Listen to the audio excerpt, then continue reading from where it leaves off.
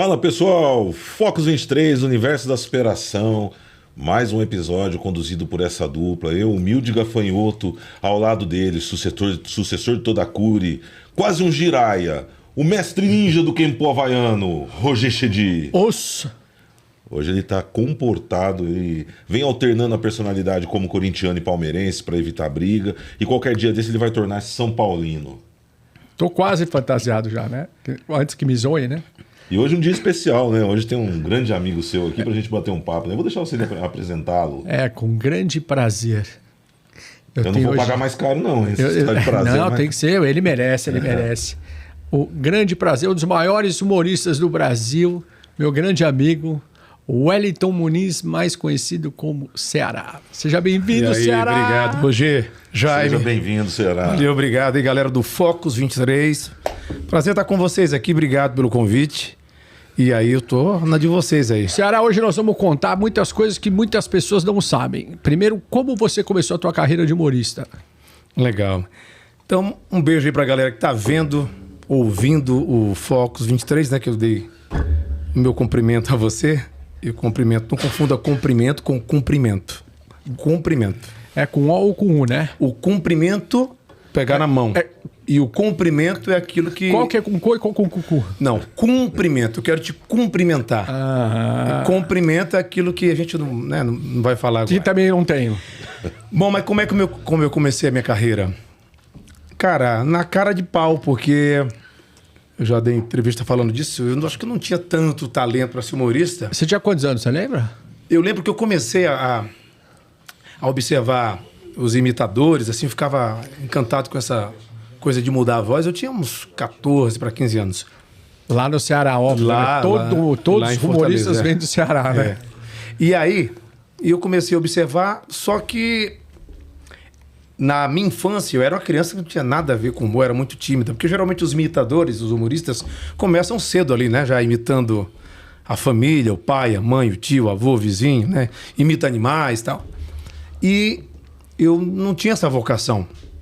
Pelo contrário, era uma criança que tinha voz fina, comparada às crianças da mesma idade, lá com 8, 10 anos. Meu pai já era o contrário, o homem que tinha um vozeirão, fala tipo você, Jaime. Tinha esse vozeirão assim. Obedeço, papai. Não chegava a esse grave aí de Moreira que você tem. Mas aí eu lembro, cara, que o meu pai, né, foi criado no regime, ele era militar, cabo. Ixi. E ele fazia de madrugada hora extra, bico de taxista num táxi arrendado, para complementar a renda. Minha mãe ficava em casa, dona de casa, éramos em 4, depois adotamos mais uma irmã, ficamos 5, né? E a minha mãe tinha um salão de beleza na garagem de casa. E eles trabalhavam muito para dar o melhor para a gente. Deram um colégio particular, até eu repeti a quinta série 2 vezes, porque ele não entendia que era uma criança tímida. E era uma criança que não conseguia falar em público, não conseguia me socializar com as pessoas. E olha só o paradoxo, o contraste disso, né? Virei um cara que se comunica com as pessoas, que fala. Eu comecei fazendo show, depois fui pro rádio, fiz televisão. Enfim, comecei uma cara de pau. Mas eu lembro que o meu pai, ele, mesmo não sendo humorista, né, como profissional, ele era um cara engraçado e cara de pau. Ele tinha uma coisa que eu gostaria de ter, que era aquela segurança, né? Ele contava piadas engraçadas, algumas não eram engraçadas, ele achava que cantava, mas não cantava, só que ele tinha uma segurança. E onde ele chegava, ele conquistava a turma. Todo mundo parava para ouvir as piadas dele, para ver ele fazendo alguma brincadeira. E aquilo me instigou quando criança. Eu falei, caramba, por que eu não sou igual ao meu pai? Pô, eu queria ter essa cara de pau e não essa timidez. Mas você tem essa cara de pau ainda? Cara, você vai ficando mais velho, vai ficando mais cuzão. Eu concordo. Você vai se importando um pouco mais com os medroso, outros, né? Medroso, ainda mais com o cenário que a gente tem aí, né? Mas não é nem medroso, porque quando você fica mais velho, você não tem só você. Pô, eu que tenho uma família agora, tem a Mirella, tem a Valentina, tem uma responsabilidade. Eu consigo ser cara de pau de novo, falar aquelas merdas, mas o cenário hoje não permite. Enfim, meu pai me instigou. O que é que eu fazia? Eu ia na banca de revista, a galera jovem vai me matar, ninguém nem lembra o que é isso, né? Ainda existe banca de revista? Existe ainda. Eu lembro muito bem. Comprar figurinha. Não é. Eu ia comprar revista de piada do Costinha e do Ari Toledo, eles Ari eram Toledo. maravilhosos. para memorizar uma piada, porque não é só memorizar, é ter um time, né? Contar interpretando. Saber interpretar. Faz tempo que eu não conto piada assim de revista, nem lembro agora. Teria que pegar para ler para memorizar. Porque quando eu fui fazer o Pânico na TV, a gente fazia humor de improviso, né? O cara falava e ali você pegava uma deixa para Tem que fazer ser a rápido. piada. Aquilo mudou muito a minha maneira de fazer humor. Mas eu comecei nisso. E aí eu pegava, decorava as 2, 3 piadas. Quando eu chegava próximo ao meu pai, ele um homem muito alto, eu ainda com uns 8, 10 anos. Quando eu olhava para ele que eu ia contar, ele... Conta! Aí eu começava a chorar. Eu não conseguia impressionar o meu pai. Ó, você está mostrando aqui umas fotos. Depois eu falo disso aí, viu? Depois do time eu falo disso. Faz tempo. Que legal, hein? Isso aí faz tempo.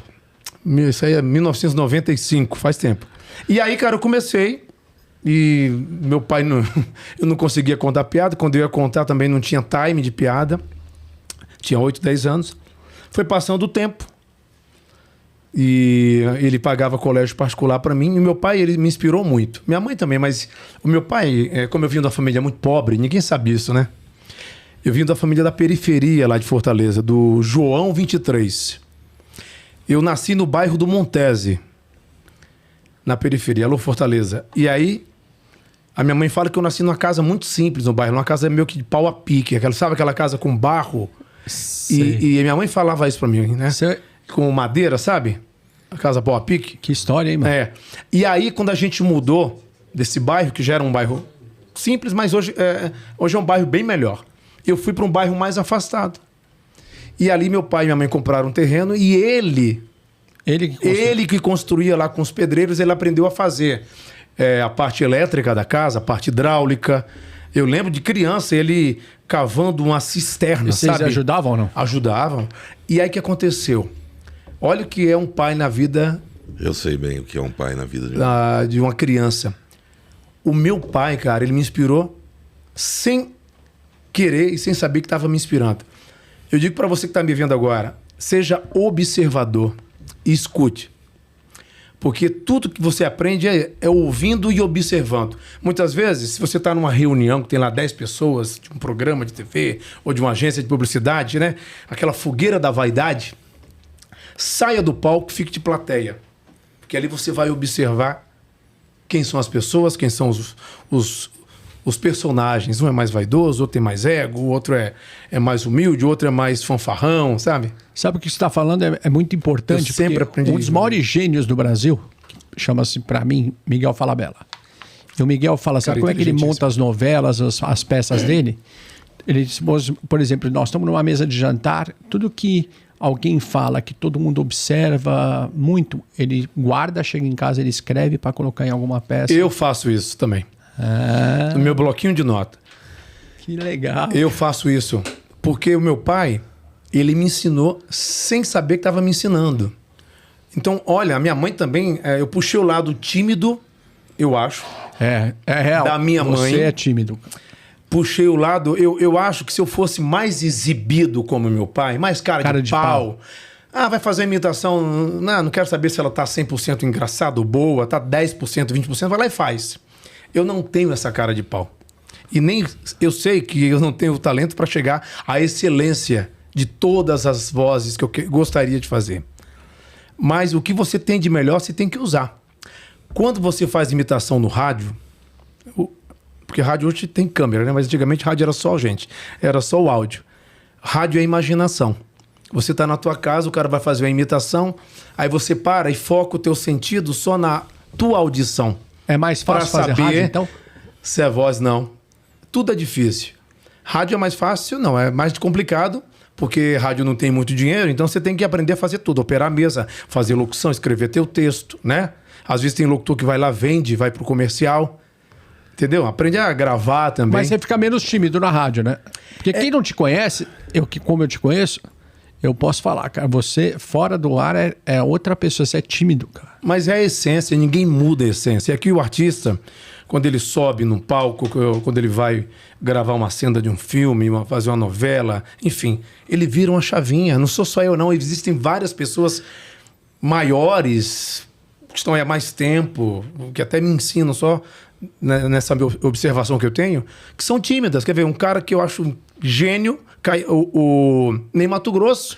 Ney Matogrosso é tímido de não falar mesmo, assim, de ficar, ó. Abraço pro Ney Matogrosso, um dos caras que eu mais Gênio. adoro. A mãe dele fez 100 anos essa semana. Um cara que eu gostaria de imitar. É complicado de imitar aquela voz ali aguda, né? Não, Ney Mas aí, pô, tem muita gente que quando tá ali, porque é a pessoa, né? Quando no palco é o artista. E você começou imitando lá, não? Eu comecei, não quero nem ser prolixo, não, porque eu falo pra caramba, porque eu não falei quando era Ele é criança, tô falando tímido, agora. mas se comunica muito bem fora do ar, viu, gente? Não Eu acho confunda que timidez com eu tenho comunicação. essa- É muito legal conversar com ele. Falo muito rápido, né? Você fala mais manso, assim. Mas a gente consegue entrar num ritmo das ideias, isso que importa. E aí eu comecei. Por que eu comecei? Porque eu te falei do meu pai que ele fazia tudo em casa. Eu também aprendi a fazer as minhas coisas. Então, quando criança, com 8, 10 anos, eu fazia os meus carrinhos. Eu olhei ali pro carrinho de rolemã na parede, Puta, que a galera não cara. tá vendo ali, não. Tem um carro de rolemã. Incrível, meu, incrível. Vocês podiam depois mostrar pra galera ver. É. Então, quando eu era criança, o meu pai, no começo, ele fazia os meus brinquedos, carro de rolemã. De tanto eu observar meu pai fazendo as coisas em casa, eu sempre fui detalhista. O perfeccionismo é difícil você chegar em tudo, né? Mas eu sou detalhista e agora eu tô com toque, cara, tô horrível, sabe? Aquela coisa de querer... Ó, acabei derrubando. Desastrado também é um defeito que eu tenho. E aí aquela coisa de querer fazer, sabe, simétrica coisa. Mas e eu sou assim também. Eu aprendi a fazer brinquedos... vendo meu pai fazer coisa em casa. Então ele era marceneiro, pedreiro, eletricista, bombeiro. Eu fazia os meus brinquedos. Ônibus, sabe ônibus? Eu pegava aquela lata de óleo, cortava a lata de óleo, a gente chamava de flange na época. Desamassava, cortava, fazia um lado do ônibus, as janelas, fazia o outro lado, tudo. Fazia os meus brinquedos, fazia carro de rolemã, fazia pipa, né? Que aqui se chamam pipa. Pipa, Maranhão. Lá é a raia. A raia. Então eu fazia pipa para vender na feira. Eu fazia aquelas pulseirinhas de linha. Quem lembra? Que enrola e faz um nome, que vende muito. Acho que na Bahia vende, né? Não, aqui também, no Aqui centro de vende? São Paulo. Eu fazia muito para vender na escola para ganhar grana, porque eu falava assim, não, eu preciso ganhar uma grana. E olha o que eu fazia. Eu ia pro aeroporto Pinto Martins, quando era um aeroporto bem pequenininho, parecia uma rodoviária. Hoje está gigante o aeroporto. E eu ia para tomar sorvete ali no aeroporto e para ver os aviões decolarem e aterrissarem. Você tinha medo de avião? Não, porque eu achava... até hoje Fascinava. até hoje eu sou fascinado pela aviação. E eu falava, um dia eu vou voar. Um dia eu vou voar. Olha só os meus sonhos. E então, por causa do meu pai, ele me inspirou nessa parte de criar os meus brinquedos. A molecada ficava com inveja. Ah, você tem um carro de rolemã bonito, porque teu pai faz tudo. Porque não, esse aqui eu fiz. Ah, você fez que nada. Então eu fazia diferente. Olha o capricho. Eu colocava acolchoado o banco do rolemã, com acabamento de Chique, taxinha. né? Aí eu pegava aquelas molas de selim de bicicleta, criava um eixo no traseiro. Amortecimento. Amortecedor. Aí, meu sonho era ter um carro daqueles de criança, sabe aqueles carrinhos que se dirige? Que custava caro pra punha a caralho. direção? E na época era de ferro. Sim. Você tinha um pedalzinho, né? Você lembra disso? Lembro, claro. Hoje é tudo elétrico, né? Minha filha tem um. E aí, um dia, eu falei, pô, meu pai não me dava, né? Não podia me dar. Bicicleta, ele nunca quis me dar. E eu era louco pra ter uma bicicleta, só que eu pegava as coisas em ferro velho e ia criando, bicho. Ia Que fazendo. loucura, mano. Os meus carros de rolemã tinham um volante, assim. É o outro lado do Ceará. E aí, como eu repeti a quinta série 2 vezes, porque eu era muito tímido, não prestava atenção, meu pai pagava colégio particular com a minha mãe, ele ficou chateado, falou assim, então tá bom, não vou mais pagar colégio para você. E ele viu que eu tinha um dom para mecânica. O que é que ele fez com a minha mãe? Me colocaram para estudar tornearia mecânica no Senai, em Fortaleza. Que não virou em nada também. Não, virou. Aí que vai a virada de chave na minha vida. Eu entrei no Senai, eu tinha 14 anos de idade. Pegava meia hora, 40 minutos de ônibus, andava mais uns 15 minutos até chegar no Senai. Na parte da manhã era estudo, na parte da tarde a teoria, a prática, né? Mexer no torno. Pra galera que não sabe o que é torno, é uma máquina que faz muitas peças cilíndricas, né? Faz parafuso, né? Pistão, né? Pistão, porca, enfim. Esse microfone, com certeza, ele foi feito, num torno. E aí meu pai me colocou para estudar lá, né? Os dois me colocaram. Eu lembro que minha mãe acordava 4, 5 da manhã, pegava o jantar que sobrava, colocava numa marmita, esquentava ali em banho-maria e eu ia pro Senai. Quando ela não podia fazer isso, ela, com meu pai juntava a grana, dava para mim aquelas moedas e eu comia no restaurante em frente à escola. Eu lembro até um dia, cara, que eu entrei nesse restaurante, aí o dono do restaurante, ele era o dono do restaurante, ele era o cozinheiro e ele era o cara que atendia, pegava no dinheiro ali e tal. Aí minha comida demorando, eu falei, pô, morrendo de fome, cara. Aí minha mãe deu dinheiro contadinho, eu falei, cadê essa comida que não chega? Eu fui na cozinha. Na hora que eu vi, cara, o cara tava pegando ali o macarrão com a mão, velho, a mesma mão que ele tava pegando no dinheiro, velho. E eu morrendo de fome, eu tive que comer aquilo. Beleza, o que não mata engorda. Você vê que eu engordei, é o que né? dizer, né? Aí eu fui. Então fiquei no Senai. Um curso era de 2 anos e meio. Eu fiquei 2 anos lá, estagiei na Vicunha como ajustador mecânico. Usava lima, morsa, prensa. Usava aqueles macacões, aquelas máscaras. Só que no Senai me deu uma coisa boa. Como eu era só menino, eu perdi a timidez com a galera. Comecei a imitar os professores da escola, comecei a apresentar as peças, comecei a jogar bola, falar bobagem, falar palavrão, a ser expulso da escola. Ali me deu uma segurança. Foi nessa mesma época que eu comecei a ver os humoristas no programa do Faustão, no Bolinha. Em quais que você se baseou? Pô, assim, eu lembro do... Pô, antes do Tom Cavalcante, já tinha, naquela época, o Escova, o Tatá, que faziam Perdidos na Noite com o Faustão. Eram imitadores, trabalharam na Jovem Pan. Eu lembro do Tom Foi aí que você conheceu o Faustão? Não, o Faustão eu conheci tem alguns anos. Aí vi também o João Kleber. O João Kleber hoje é apresentador da RTV. Mas ele era imitador, né? Naquela época, ele era um... Ele? Não sabia disso, não. O saudoso Serginho Leite, que imitava vozes, por exemplo, imitava muito bem o Silvio, imitava o Pelé, pô, Ciro Jatene, grande imitador da época, Beto Hora, Oscar Pardini e a galera do Café com Bobagem. Falando nisso, um grande abraço pro Oscar Pardini e pro Zé Américo. Meus grandes amigos. Aí o que mais eu vou lembrar? Tem muita gente que eu vou lembrar aqui. O Tom Cavalcante, já falei dele. E nessa época me encantou esse negócio da imitação. E também as imitações de cantores. Eu vi o Fernando Ângelo, que é um imitador de Minas Gerais. Ele ia no Faustão com Oséias, com Kim, acho que era Kim também. Eram 3 caras que imitavam cantores e cantoras. Aquilo me fascinou, porque eu gostava de música, né? Eu aprendi a tocar violão sozinho com 12 anos. E aí eu uni o útero ao agradável. Comecei a... Porque técnica de imitar falando é diferente da técnica de imitar cantando. E cada imitador tem a sua técnica, a sua receita de bolo, né? É como se fosse mesmo uma culinária para você fazer a imitação. E aí eu comecei, cara. Foi ali que eu decidi sair do Senai, faltando 6 meses para acabar o curso.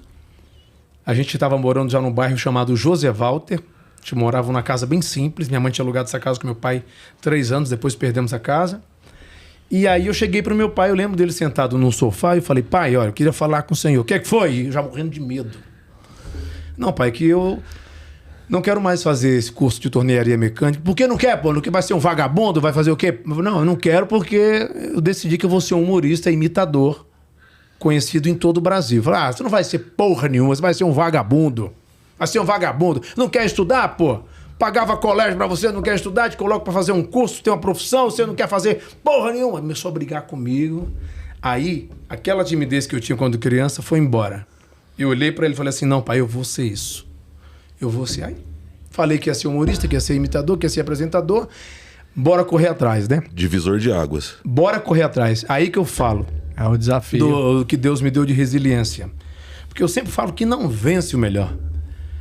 Qualquer área, meu amigo, nas artes marciais, não vence o que só aguenta, apanha, né? O que aguenta apanhar. Não vence só o que bate, né? Sabe o que eu brinco? Eu falo que o faixa preta é tão chato, né?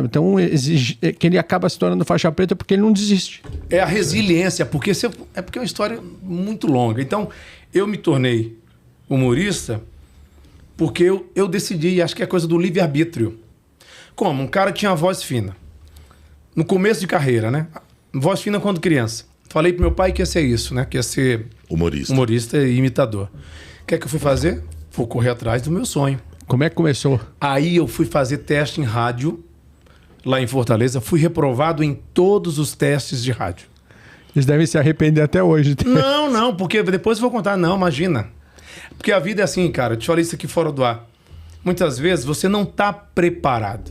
Eu já falei em outros Hora podcasts que a gente tem que ter a resiliência, mas também tem que ter a preparação com a sorte. A sorte é quando a preparação encontra a oportunidade. É isso aí. Se você não tiver preparado, você vai ter a sorte ali, mas putz, você vai desperdiçar. Então, cara, pô, eu achei que esse cara fosse preparado, então, pô, não vai ser dessa vez. Foi o que aconteceu comigo. Eu não estava preparado. Pô, nessa época eu tive calo na garganta, não tinha condições de pagar fonoaudióloga, fazer um exame sério. Aí consegui um exame pela Santa Casa, fiz uma laringoscopia. Pô. Hoje é tudo com câmera pequenininha, né? Fininho assim o cabo, né? Na minha época era uma mangueira de jardim, quase uma mangueira de bombeiro. Você tinha que colocar 1 litro de xilocaína para amortecer a laringe, quase vomitava, enfim. Mas eu sempre tive a sorte, cara. A sorte, modéstia à parte, sempre me acompanhou. Conheci uma mulher na época que me ajudou, uma fonoaudióloga, e ela me deu um curso de fonoaudiologia teórico e prático. Porque as pessoas não sabem da dificuldade. Eu tenho a língua um pouco presa, ninguém nunca percebeu isso, ó. O freio da língua. Então é ruim pra gente falar rápido, para articular. É treino, desde moleque, buscando corrigir os problemas. Fui fazer teste de rádio, fui reprovado em todos, ia ser radioator. O que era radioator? Eu queria fazer um programa de rádio onde o cara apresentava e tinha os atores que imitavam as vozes de assuntos do dia. Então, do cara que entrou, roubou o banco, aí faz a voz do bandido, da mulher, da criança, enfim. E aí, minha dicção ruim, a voz problemática, ainda meio que, sabe, semitonando, ia de quase Cid Moreira a voz do Mickey, sabe? E aí fui reprovado. E falei, o que é que eu vou fazer agora? Falei pro meu pai que ia ser... Vou ter que ralar. Não posso voltar atrás. Vou ter que ralar. Aí eu sou vagabundo. Aí eu fui na Rádio Verdes Mares, que é a Rádio Globo de lá. Conheci um cara chamado Irandelmar. O Irandelmar já era um humorista conhecido lá. Quando o Tom Cavalcante foi pro Rio de Janeiro trabalhar na escolinha com o Chico, o Irandelmar assumiu o lugar nesse programa de rádio como radioator no lugar do Tom. E aí eu cheguei lá e ele falou assim, olha... Wellington, olha, não vai dar para você trabalhar aqui na rádio, porque eu sou humorista aqui, eu entrei aqui como imitador no lugar do Tom, mas eu vou montar um show e estou precisando de uma pessoa para ser escada para mim, para me ajudar, né? O escada é tipo o Dedé jogando pro Didi, ou seja, você levanta e o outro corta. A piada é melhor, fica sempre com um comediante que tem mais nome e tal. E eu fui fazer isso, cara. Só que aí eu tive que criar um personagem lá.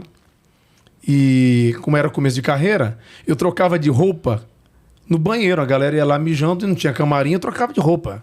Só que eu não tinha essa indumentária, essa roupa, né? Tive que pegar a meia calça da minha irmã, maquiagem. Eu lembro que o Paulo Diógenes, a Raimundinha, que é um grande humorista lá do Ceará, ele me deu uma peruca para fazer esse personagem feminino, que era uma entrevistadora. Nem lembro mais como era a voz. Fransquinha das Dores. Olha, eu tô falando de 1989. Caramba, olha. E aí eu comecei a entrevistar o Irandelmar. Eu pegava 2 ônibus, saía da periferia para fazer show lá na Aldeota, que é um bairro nobre de Fortaleza, nas casas noturnas. E o Irandelmar já era um cara conhecido, já tinha um carro bacana. Eu lembro que ele tinha um Monza hatch. A galera coloca aí no Google. E aí ele já chegava bem vestido, né? Ele fazia o show sentado no banquinho e eu tinha que chegar mais cedo para me maquiar, colocar aquela peruca, aquelas roupas. Existe vídeo disso ou não? Cara, isso é muito antigo. Eu não tenho. Quem deve ter é a galera de Fortaleza. E na época eu fazia um humor muito regional. Muito regional. Acho que é legal o humor regional. Pô, tenho o maior orgulho do Ceará, de tanta gente bacana que tem lá. Mas quando eu vim para São Paulo, depois outra história, aí eu aprendi que... O que te trouxe para São Paulo? Eu aprendi a Jovem Pan. Eu aprendi que o humor tem que ser... universal, assim. O cara, hoje em dia é mais fácil, globalizado, né? Porque tem as redes sociais. Mas na minha época eu não tinha. Então, muitas vezes o humorista contava uma piada com o final dela com alguma coisa regional, tipo em São Paulo, a piada perdia força. E ninguém entendia Ninguém o contexto. entendia. Então, eu sempre fui a favor, assim, cara, o humor tem que ser engraçado, não precisa ser inteligente. Pode ser regional, pode ser mímica, pode ser o que for. Mas tem que ser entendido. Então, então, o que é a palavra mais conhecida? Se eu falar assim, por exemplo, falar pra você, aí o sei o que da baladeira. Você sabe o que é baladeira? Puta, não. Tá vendo? Baladeira é o estilingue. Nossa. Então, se o cara tem um final de uma piada que a palavra é, sei lá, fosse Baladeira, ninguém vai entender. ninguém vai entender aqui ou em outro lugar, vai entender só lá na região. Então eu sempre fui a favor de você não perder a piada por causa da expressão. Modificar. Isso chama expressão idiomática, né? Sempre Sim. mudar. E aí, cara, foi isso. Aí eu fui fazendo esses shows em pizzaria, churrascaria, quando não tinha cachê. E quem te trouxe para São Paulo? Ah, boy, tu tá curioso, né? Quando não tinha Lógico. cachê, nessa pizzaria o pagamento era uma pizza grande com refrigerante 2 litros. Não tinha cachê. Quando era na churrascaria, era uma quentinha com o que tinha na churrascaria. Aí comecei a fazer shows. Eu fazia shows, né? Mas antes de fazer shows, eu fui fazer teste em rádio, né? Aí minha vida, quando é que ela mudou? Minha vida mudou 2 anos depois, em 91, eu queria saber se eu era engraçado de cara limpa pra contar piada no palco ali, imitar. Aí fui fazer um show sozinho. Sozinho, né? Ninguém foi me ver, eu fui sozinho mesmo. Um stand-up. Não stand-up, não, show de humor. Sou da época do show de humor, né? Que também tinha stand-up, mas eram algumas piadas conhecidas, outras a gente adaptava, criava ali. E aí eu fui fazer um show, tem até a foto que vocês pediram pra mostrar, né? Que é aquela foto aí, ó. Tem a outra, eu mandei 2 vezes, tem a outra que tem um texto, se quiser ler o texto. Olha a cara do cidadão. A outra, tem outra que eu mandei maior aí também. Mas Não, é aquela lá. Volta não, a outra, igual aquela, só que com texto maior. Chegou? Você mandou, Rogério? Não, mandei. Essa é a outra lá, pode voltar aquela. Essa aí. Que tinha um texto que depois eu... Eu acho que maior. é esse, daí ele vai redimensionar. Você consegue aí. Aí, ó, eu fiz um show sozinho, que eu tinha começado com humorista em 89, e fiz esse show sozinho, ó. Nada deu certo, tudo falhou. Mas olha a data aqui, ó. Sexta-feira, 13 de dezembro de 91. Legal você ter tudo isso guardado, Não, né? mas eu não tinha, cara. Essas coisas, minha mãe mandava pra mim. E quando eu falei do meu pai voltando aqui, que ele disse que eu não ia ser nada, eu só sei dessa história porque um belo dia em Fortaleza, um belo dia em São Paulo, ele me ligou, já estava bem, aqui no Pânico, na Jovem Pan, tal, na TV. Ele me ligou lembrando essa história que ele disse pra mim que eu não seria nada. Aí ele chorou muito, pediu perdão. Eu falei, não, pai, não precisa pedir perdão, não. Isso me motivou. Foi isso que o senhor me falou pra mim que fez com que eu não desistisse. Eu te agradeço muito, meu pai, pelo senhor. Meu pai era um homem íntegro, um homem trabalhador. Mas esse não dele... Ter falado que você não ia ser nada é que te deu força para você se tornar o que você se tornou. Porque eu tenho o maior medo, por exemplo, a minha filha. Minha filha tem tudo, né? Nasceu numa casa boa. E é cara de pau, né? Mas eu converso muito com ela, eu quero levá-la... Não tem vergonha de nada. Lá né? em Fortaleza, para ela ver onde eu nasci, a casa que eu nasci. Que as coisas não são fáceis, né? E aí, cara, meu pai que lembrou essa história. Aí eu fui correr atrás, Rogério. Fui correr atrás para fazer esse show. E aí... Não deu ninguém, aí fui fazendo show em pizzaria, churrascaria sozinho, né? Já tava sozinho. Quando foi em 94, minha vida mudou, porque eu quebrei meu tornozelo jogando bola no dia da mudança da minha casa. No mesmo dia, o meu pai e minha mãe tinham se separado. Meu pai estava muito chateado com a minha mãe. Minha mãe chegou até a contar para mim que ele não aceitava a separação e que um dia ele foi numa casa que a minha tia havia cedido pra gente e ela não abriu o portão com medo dele fazer alguma coisa com ela, porque ele não estava revoltado, porque ela queria fazer uma coisa e ele outra, aquela coisa de família. E aí nesse dia foi que tudo começou. Quebrei meu tornozelo, faltando uma semana para eu estrear uma casa sensacional para os humoristas. Ainda lá. Lá em Fortaleza. Uma casa que um gringo tinha ido para Fortaleza, ele fez uma casa que eu não lembro o nome. Sei que era na Praça Portugal ali, perto da Dom Luiz, em Fortaleza. Quem é de lá vai lembrar. E aí, cara, o que aconteceu? Quebrei meu tornozelo. Fui ver quase todos os humoristas da época, Tiririca, Rocicleia, acho que Falcão, Adamastor Pitaco, todos, Irandelmar, todos fizeram um show nessa casa. E eu ali de plateia, não com inveja, mas triste, me perguntando por que eu não posso estar lá. Porque eu tava certo que eu iria para lá. E eu na plateia, com o pé para cima, em cima da mesa, o pé engessado, assistindo essa galera. Aí depois eu fui entender. Isso aconteceu porque eu não estava preparado. Depois, aí, pior foi isso, ninguém vai acreditar nisso. Aí você imagina, minha mãe tinha perdido a casa, foi morar de favor na casa de uma tia, meu pai separou dela, eu, mais velho dos irmãos, quebrei o tornozelo, né? A graninha que eu ganhava ali, R$100 em cada show, R$50, era como se fosse hoje. Eu sou da época do cruzado. Ajudava. Aí eu ficava lá, tipo, engessado, não tinha plano de saúde, não tinha nada. E eu lembro, cara, que eu fiquei com o pé engessado, não podia pisar no chão. Então eu ia ficar manco mesmo. Eu lembro que é até engraçado, que eu não tinha dinheiro para comprar uma bengala. E o que eu fazia? Eu cortava. Eu tenho muito orgulho de contar isso. Eu cortava um cabo de vassoura para andar na rua, para não ter que pisar muito o pé no chão. E ia meio que pulando, igual o Saci. Para dar segurança. E eu lembro que uma vez eu precisava trocar o gesso. Cara, eu juro, eu peguei uns 2 ônibus para chegar na periferia do hospital público e JF, Frotinha, muito longe. E eu fui, juro para você, cara, pulando até o ponto de ônibus. Quando fez a baldeação no terminal, saí pulando nas plataformas, porque eu não tinha. Mas isso, eu lembro disso com tanto orgulho. Eu lembro com tanto orgulho, porque isso me fortaleceu, que eu te falei. A minha vontade de vencer era muito maior do que o medo de não dar certo. Entendeu? Que as pessoas reclamam muito porque não tem as coisas. Eu agradeço pelas coisas que eu tenho e foco nas coisas que eu quero conquistar. O Og Mandino, eu falei isso esses dias, um escritor fala, né, que o fracasso jamais me surpreenderá se a minha vontade de vencer for suficientemente forte. Exatamente. É bem isso. As pessoas, elas... Tem uma frase que eu gosto muito, que você tem que aprender que para vencer, muitas vezes, o otimista, ele vê o otimista vê a oportunidade na dificuldade. E o pessimista é sempre o contrário. A dificuldade, né? Porque os grandes artistas, empresários, pessoas que são bem maiores do que a gente não é nada, todo mundo é igual. Mas assim, você aprende com esses grandes. Eles cresceram na sua profissão financeiramente, sempre na contramão. E a maioria faliu. Sempre. Depois de todas as crises, né? Você vê, a grande depressão gerou grandes fortunas. E não é diferente. Agora não é diferente depois da pandemia. Muita gente cresceu na pandemia, como muita gente também perdeu na pandemia. Ô, Ceará, a gente estava falando sobre... Eu falei demais, gente. Desculpa. É para isso que você está aqui. A gente estava falando sobre rádio, né? Você falou sobre a emoção de fazer rádio e tal, sobre ser mais difícil ou não.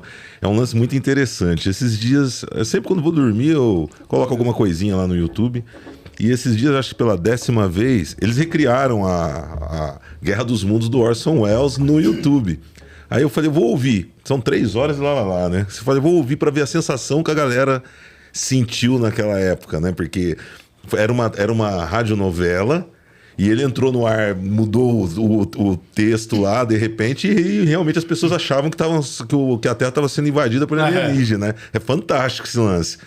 Você já chegou a ouvir isso? Não cheguei a ouvir. Tem disponível no YouTube. Eu vou ver, eu vou pegar até a dica que eu adoro ver essas coisas. Cara, adoro ver. Você começa a ouvir, Roger, e aí o cara fala lá, não, vamos agora, ele interrompe... Radionovela, interrompe o... E esse lance da imaginação, o rádio... E era ao vivo que eu fazia, e lendo, tá? Porque é muito difícil interpretar, lendo ali, né? Tendo que mudar a voz, né? Porque quando eu cheguei em São Paulo, eu também continuei fazendo humor. Quem te trouxe para São Paulo? Você tá curioso. Tem tanta coisa pra falar. Quem me trouxe para São Paulo foi a Jovem Pan. Mas como é que te acharam? Aí é legal. Nessa época, 1990, eu comecei em 94 no rádio, né? Porque eu não voltei da história. Aí quando eu quebrei a perna, que eu saí da perna, eu fui trabalhar de operador de máquina de Xerox. Meu primo trabalhava no escritório, ele arrumou para mim, mas eu tinha tirado o gesso alguns dias, então tinha que ficar em pé das 8 da manhã até 17 horas, com 1 hora de almoço. Eu não aguentei 2 semanas. Eu falei, o que é que vai acontecer na minha vida? Cara, eu quase entrei numa depressão. Lá vem o vagabundo de novo. Você lembra que eu queria trabalhar em rádio e não conseguia em 89? Pois nesse dia a sorte veio. E eu comecei a trabalhar em rádio em Fortaleza. Trabalhei na Rádio Pitaguari. Primeiro salário na época, R$127. Trabalhei na Rádio Cidade, que eu fazia um programa chamado Cidade News, com Tony de Sá, a Escolástica, que é um humorista lá, o Antônio Fernandes, né? O Célio Silveira, Guilhermando Duarte dirigia. A gente fez um sucesso nesse programa lá na época, e eu tinha um personagem chamado Aderaldo Barbosa. Lembro. Que foi esse nome Aderaldo Barbosa foi o precursor do Paulo Jalasca, que eu fiz em São Paulo. Explicar. Você fez a escolha desse personagem em cima do Chacrinha ou não? Não, mas a voz...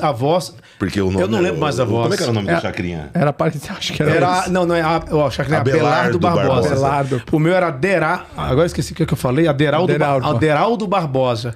Que ele falava com a voz assim, eu não vou lembrar. Mas não teve relação, então? Nada. Por isso que eu confundi. Começando mais um programa, era uma voz mais ou menos... Eu não lembro mais. Mas, porra, isso...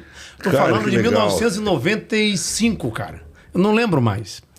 E aí... Aí fiquei nessas 3 rádios, né? Primeira Rádio Pitaguari, que me deu o curso de radialista. Fiz a Rádio Cidade. Fui pra Rádio Vesmares trabalhar com o Irandelmar. Fiz o show e tal. Quando foi em 97, eu já tava um pouquinho melhor de vida. Já tinha comprado o primeiro carro. Já tinha dado uma Vectra, era o Vectra? Azul? Não, o primeiro carro foi um Gol. Que aí eu me arrependo muito. Porque eu não pude comprar o carro. Que eu não podia sair da rádio. Então era rádio de segunda a sexta. As 3 rádios de segunda a sexta. Eu saía 11h30, ia andando ali para chegar na outra meio-dia, para entrar no ar. Aí depois acabava outra, tinha que estar 1h30 da tarde na outra, tudo perto. E aí eu lembro que um dia eu ganhei minha graninha, porque antes de comprar o meu carro, eu falei assim, eu tenho que investir no meu show. O que é que eu fazia? Eu comprei o primeiro microfone sem fio para mim. E acho que no começo eu fui um dos primeiros lá a comprar o microfone sem fio. Porque a casa tinha microfone com fio. Eu falei, não, cara. Eu sempre fui assim, eu quero ter o meu aparelho de MD, que é tipo um CD menor. Eu lembro. Porque no começo eu fazia com fita cassete. Eu pegava a fita cassete, cortava um pouco dela e fazia tipo a abertura do show. Aí outra fita cassete a vinheta, a outra fita cassete o playback para imitar a Bethânia, enfim. Ou outras vozes, tá? Outros cantores. Sempre organizado. Então antes de comprar o meu primeiro carro, eu foquei toda a minha grana em equipamento pro show. Pro show ficar diferenciado. Porque como eu tava fazendo show de cara limpa, eu tinha que ser diferente de alguma coisa. Então eu tinha que... Uma produção legal. Melhor. Entendeu? Pro foco não ficar só em mim. É o que acontece quando você vai pra televisão. Que às vezes você não consegue fazer a imitação com tanta maestria, com tanta excelência. Porque você depende aqui do gogó. Nem tudo você consegue. E aí você divide a atenção na televisão. Que o cara vai olhar pra indumentária, né? Pra roupa, vai olhar pra peruca. Vai olhar pros trejeitos. No rádio não. No rádio tem que... Voz, talento. A voz. Voz É a e voz. técnica. Técnica. E aí, cara, eu vim pra São Paulo, assim. Um belo dia eu tava lá na rádio, aí tocou meu celular. Eu já tinha um celular que era um Nokia, não era o tijolão, mas era o pequenininho. PT 950. Era. O PT era da Motorola. Teve o 550 antes desse aí, do 900. Já era top. O 950 acho que era DPC. Caralho, ele lembra? E tinha um que era o mais fininho, que também era dessa família. É o StarTAC. O StarTAC. Esse aí foi o meu segundo celular, tive sorte. Aí, cara, tinha um locutor que tava da Jovem Pan, da rádio concorrente. Eu trabalhava na cidade e ele na Jovem Pan. O cara de Fortaleza, da Jovem Pan Fortaleza, estava em São Paulo, na Jovem Pan São Paulo, visitando a rádio. Aí ele ligou pra mim, eu nem conhecia o cara, falou assim... William Hurt, o nome dele, nome até de um ator famoso. William Hurt. William Hurt é um ator famoso. Beijo da Mulher-Aranha. É. Ele fez com Hector Barbengo. Tá vivo esse ator, não tá? William Hurt. Desculpa, Vamos descobrir. Eu não lembro. Vamos descobrir. Não lembro agora. Não lembro se tá vivo. Mas né? esse homônimo aí desse colega, na época, lá, ele era apresentador, locutor da rádio Jovem Pan Fortaleza. E como eu era da cidade, né? Eu tava sempre ligado nas coisas da Jovem Pan. Ele tava em São Paulo visitando a Jovem Pan, ligou pro meu celular, pegou o telefone com alguém, o número, falou, pô, Wellington, olha, eu tô aqui em São Paulo, o pessoal da Jovem Pan quer te conhecer, quer mandar uma passagem amanhã pra você vir conhecer a rádio aqui, cara. Falei, você tá falando sério? Não é trote, não, sério. Só que eu sempre fui muito correto com os meus compromissos. E eu falei assim pra ele, cara, vai ser demais, assim, mas amanhã eu não consigo, porque eu marquei um show, o show começava às 11h30 da noite, e não tem como eu ir amanhã, quinta-feira, eu tenho esse show. Se for na sexta-feira eu consigo. Aí ele falou, pera um momentinho. Aí desligou, te ligo já. Aí falou com o pessoal da Jovem Pan São Paulo, falou, olha, fechado. Na sexta-feira eles vão te mandar uma passagem, e você pode ir no aeroporto lá apresentar o RG, pega o voo, vem para São Paulo, vem conhecer a Jovem Pan. Aí beleza, fiz o show, acabei o show, era quase 1h30 da manhã, 1h da manhã, cheguei em casa ligado, 3 da manhã, nem dormi. Imagino, né? Ansiedade. O voo era 7h30 da manhã, acho que cheguei no aeroporto 1h30 antes. Cheguei em São Paulo, em Guarulhos. Eu lembro até hoje do motorista que foi me pegar lá. E eu cheguei na Jovem Pan, cara, fiquei encantado, nunca tinha visto Ainda uma mais rádio daquela, Avenida Paulista ali também, tudo muito grande, né? Pô, fiquei encantado. E Tua aí, primeira viagem de avião, não? já era... Não, já era a segunda viagem. Segunda ou terceira. A primeira foi para Manaus, fazer um show em Manaus. Em 96. E depois para Petrolina, para fazer um show pela Rádio Transamérica de Petrolina ali. Como é que chama? Juazeiro da Bahia. Mas aí eu cheguei em São Paulo, aí conheci o Alexandre Ovoruski, que era o coordenador, conheci o Marcelo Eduardo. E aí me trataram muito bem, a gente foi almoçar. E depois do almoço falaram, pô, você se incomoda de fazer um teste ali? Peguei, não. E na época eu tava contando muita piada, lembrava de muita piada, lia muito livro de piada, escrevia muita piada, tirada, frases engraçadas, tava tudo na cabeça, jovem, né? Fazendo aquele tipo de humor. Aí, cara, fazendo imitações. Eu nem achava que as imitações eram boas, mas tava fazendo, enfim. O jovem é mais ousado, né? Aí me colocaram lá no estúdio, acho que fiquei meia hora, 40 minutos contando piada, imitando vozes. Beleza. Aí não sei se eles gostaram, saí dali. Fui pro aeroporto, agradeci a oportunidade. Aí eles falaram antes pra mim assim, olha, legal o seu teste, qualquer coisa a gente te liga. Aí, velho, cheguei em Fortaleza, minha mãe, e aí como é que foi? Eu falei, mãe, eu acho que eu não fui bem. Sempre aquela coisa, né, porque a gente tem que ter essa autocrítica, né? Na verdade, uma proteção também, né? Falar, não vou me decepcionar, tal, né? Alguma coisa assim. Sem expectativa. Não, no meu caso, eu sempre fui autocrítico, que é uma coisa muito ruim também, que a gente se culpa muito. Nunca vai estar bom, né? É o que eu falei pra vocês. Eu falei aqui em off, vou falar agora. Eu acho muito legal as pessoas que têm cara de pau. E às vezes, e autoestima. Porque eu já vi pessoas no palco assim que falam, meu Deus do céu, isso não tá legal. O cara é ruim. A gente sabe que o cara é muito ruim. Mas aí eu não critico, porque eu acho que assim, eu também me achava muito ruim e nunca me achei melhor. Nunca me achei melhor que ninguém. Talvez seja isso que me faça caminhar. Porque acho que no dia que eu achar que eu sou bom, eu deixo de ser. Dá pra entender o que eu tô falando? Sim, é que seu talento também é acima da média, né? O seu dia ruim também já não, assim, porque acima da média. Hoje eu vejo muita gente, e falo o nome dos colegas, já falei de vários colegas aí que eu nem conheço pessoalmente, que são grandes imitadores. E beleza, acho que todo mundo tem um lado bom, um lado ruim. Se não tem a melhor imitação aqui, você tem que ser diferenciado. Se você não for o melhor... Eu já conheci muitos imitadores que são imitadores excelentes, mas são sem graça. Aí as pessoas chegam, são apagadas, ou são arrogantes, né? Ou acham que sabem tudo, aí não cativa. Então eu acho que tem duas coisas que não se compram, não se vende: talento e carisma. É verdade. Se você tem carisma, você vai buscar o talento. É igual você que deve lutar. Cara, eu achei muito legal. Eu sou fã de MMA, acompanho. Às vezes não comento muito, mas fico na minha vendo. Cara, no MMA... Foi lutador, viu? Foi lutador. Não, fiz algumas aulas com você. Eu acho muito legal o MMA. Porque ele te obriga a fortalecer aquilo que você é fraco. Exatamente. E na vida é assim.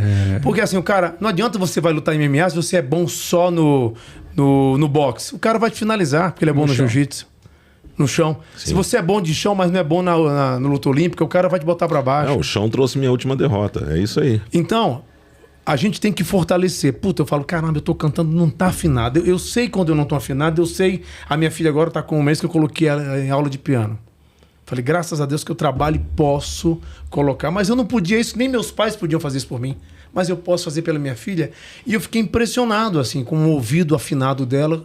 Com 4 aulas, a menina já tá tocando, com 8 anos de idade. Aí isso me enche de orgulho. Me enche muito de orgulho. Assim. Imagino. Eu já falei pra ela, desde bebezinha, assim, desde os 3, 4 anos, ó, filha, não importa o que você vai fazer. Você tem que ser feliz. Feliz. Quando alguém perguntar o que você vai ser quando crescer, fale, feliz. Porque não importa o que você vai fazer. Eu concordo. É a maneira como faz. Eu já falei isso em outros lugares. Cara, isso aqui é um mantra pra mim. Porque muitas vezes... O pai vem e fala, filho, você tem que ser médico. Eu falei, não, pai, eu não tenho vocação. Mas como não? Pô, eu tenho aqui um consultório. Teu bisavô foi médico, teu avô foi médico. Eu sou médico. Olha, tá tudo preparado pra você. Você tem que falar assim, pai, mas eu não tenho vocação pra isso. Porque o cara vai ser um médico medíocre. Vai matar pessoas aí. Você tem que fazer o que você ama. Fazer o que você gosta, o que você ama, velho. Meu filho é fisioterapeuta e ele trouxe uma frase que eu até compartilhei com os meus amigos aqui. Que ele aprendeu na faculdade de fisioterapia. Ele disse, quando for cuidar de uma alma, seja apenas mais uma alma. Perfeito. Né? Então é o caminho de ser feliz, né? Eu queria descontrair um pouquinho. Aquele texto daquele show fala de algumas imitações, certo? Ah, da época lá. Eu vou te fazer uma pergunta e você me responde com a imitação que você fazia. Claro. Vamos lá. Pô, brincadeira. Você fudeu com a poupancinha do meu pai no seu governo. Minha gente, meus descamisados, você está falando do Collor? Exatamente. Naquela época eu imitava o Collor, minha gente, falava, minha gente, meus descamisados. Você lembra que ele falava, eu tenho aquilo roxo, minha gente, engula suas palavras, né? É isso mesmo. Faz tempo que eu não faço, que, olha, eu imitava o Collor quando ele era mais novo do que eu. Acho que o Collor foi eleito com quantos anos? 40, 41 anos? Você consegue ver aí? Eu vejo. E o William Hurt, o ator, faleceu esse ano. Aí, ó. Faleceu esse ano. Pois é, o locutor que tinha o mesmo nome que o ator, né? Que foi um cara que me ajudou. O ator faleceu. É. E aí eu imitava o Collor nessa época. Aí eu imitava o Lula, mas muito mal. Aí eu não sabia fazer ainda, arranhava a garganta. O Lula é fácil imitar, porque tem tanta gente que imita. Eu tive muita dificuldade, mas assim... Porque o que acontece? A gente vai envelhecendo, né? As pessoas que a gente vê na televisão, muda a voz. Se você vê a voz de uma pessoa há 30 anos, é diferente de agora. Então, o Lula falando 40 anos atrás é diferente, o Lula falando no palanque... Você consegue imitar ele ainda? O Lula falando na televisão é diferente. Acho que consigo. Pô, tô me ligando aqui, não é do Serasa, não. 40 anos. Olha, na verdade, companheiros e companheiras, eu gostaria de dizer uma coisa, sabe? Ele tá falando muito sábio agora. Minhas amigas, na televisão é assim, né? Minhas amigas e meus amigos. Olha, na verdade, companheiros e companheiras, essa coisa mais calma, mais assim. Olha, você na verdade tá falando coisa que não tem nada a ver com nada. Aí acelera, entendeu? E no palanque era já assim, ó. Naquela época ele tinha mais grave na voz. Companheiros e companheiras! Era mais rouco, assim, era mais... Aí também, vou te falar, o Silvio, nos anos 80, a maneira que ele entrava no palco, né, meio que era diferente, a voz... Hoje ele é mais calmo. Hoje ele fala mais calmo. Ele conversa mais assim, tudo bem com vocês? Como é que vocês estão? Ele não coloca força. E ele ri em todas as vogais com R na frente, ou um H. Cara, que detalhe, hein, mano? Você pode colocar o mar. Entendeu? É uma coisa que você observa. Olha, o cara que consome humor simplesmente ri, a gente sinceramente, a gente não imagina que é tanto detalhe assim, cara. Pelé. Putz, até faz tempo que eu não faço Pelé. Deixa eu me concentrar aqui na hora dele. Olha, gente, é o seguinte, eu estou muito feliz de estar aqui com vocês, entende? Olha, na verdade, eu conheço o Roger há muitos anos, entende? A gente treinava junto lá na Biorritmo. E você lembra disso? Foram mandados embora junto, né? Não, o Pelé não, pô. Peraí, você tá... entende? Tá me sacaneando, entende? Eu sou do... O Pelé você pode fazer ele sorrindo, assim, entende? Pode fazer... Pelé, quem ganha a Copa esse ano? Olha, quem ganha a Copa? Brasil. Eu tô sentindo, eu tenho 2 bolas, mas nenhuma é de cristal, entende? Mas eu tô sentindo aqui por ser o melhor atleta do século, o melhor do mundo, ser o homem que fez mais de 1000 gols, pô. Com certeza a seleção brasileira tá preparada para ganhar a Copa. E a gente vai comemorar. Falava muito. E aí, o que mais eu fazia? Vera Verão. Puta, essa faz tempo que eu não faço, porque... É alto, né? Eu lembro que você grita. Eu tinha 24 anos, 25 anos, vou fazer 50 ano que vem. Mas como é que ver se eu lembro aqui? Papo, isso não, hein, meu amor? Eu falava assim, meu amor, tinha lição. Você tá vendo? Já sai mais arranhado, que eu não faço faz tempo. E a imitação, como tudo na vida, é um treino, é repetição. E você protegia muito sua... Como você fazia para proteger sua voz? Cada imitador vai desenvolvendo a sua técnica de acordo com a sua anatomia aqui, de acordo com a sua, né? Mas você se ligava em proteção, assim, com clima. Por exemplo, eu tive e ainda tenho a facilidade de ficar rouco com o tempo, com alergia. E aí você perde as vozes mais agudas, mais, né? Pra cantar principalmente, entendeu? Dá um medo quando você fica rouco, fica gripado e vai ter que fazer uma imitação de uma cantora e aquela voz não chega. Você foi autorizado pelo Silvio Santos, né? Pra poder imitar ele, né? Eu fui autorizado pelo Silvio Santos original. E hoje eu tenho o privilégio de ser o genérico. Tá ouvindo? Mas faz um bom efeito também. Faz um bom efeito. Mas o Silvio autorizou a mim e ao Pânico para fazer essa imitação. Mas, na verdade, aquilo foi muito legal porque o Silvio ele é gênio, né? as pessoas confundem muito o Silvio Santos, porque muitas não sabem o verdadeiro nome dele. Então o nome do Silvio é Senor Abravanel. E o Silvio Santos é um personagem que o Senor Abravanel criou, que é o animador de auditório, que é o apresentador. Então eu sou a caricatura do personagem criado pelo Senor Abravanel. E eu me sinto privilegiado não só por causa da autorização dele, mas também porque, cara, eu não fui o primeiro imitador do Silvio, nem serei o último, e eu sei que muitos vieram imitando o Silvio antes de mim. E é que é louco que eu acho que eu nunca imitei o Silvio como eu acho que deveria imitar. Eu sempre acho que eu tenho que melhorar. E aí eu vejo alguns colegas que imitam muito bem e eu admiro. Sabe aquele respeito e admiração? Tem gente que nem trabalha com humor, não é humorista, mas imita. O Celso Portiolli, ele imita o Silvio com a perfeição. É verdade. Ele já parece o Silvio jovem, né? Aquele corpo longilíneo. Eu acho que ele tanto tá lá perto do Silvio, Ele né? imita muito bem. E como ele tem uma voz mais grave que a minha voz é meio rouca, né? Ele imita com uma... Acho que não coloca força pra fazer. O Celso Portiolli começou com pegadinha, Você né? consegue imitar o Celso Portiolli? Nunca parei pra imitar. Eu gostaria de imitar o Faustão, mas como eu vejo que tem muita gente boa fazendo, eu não consegui imitar. Mas tem muita imitação que surge do nada. Às vezes você treina pra imitar e não vem. Aí do nada vem aqui, você tá aqui ouvindo, aí olha pra TV e fala, caraca, saiu algum bordão. Aconteceu isso comigo na Copa de 2002. Eu fazia o Paulo Jalasca na Jovem Pan de manhã. Eu ia entrar nisso aí, viu, mano? Aí, cara, aí eu tava tendo a Copa, foi Japão e... Coreia, né?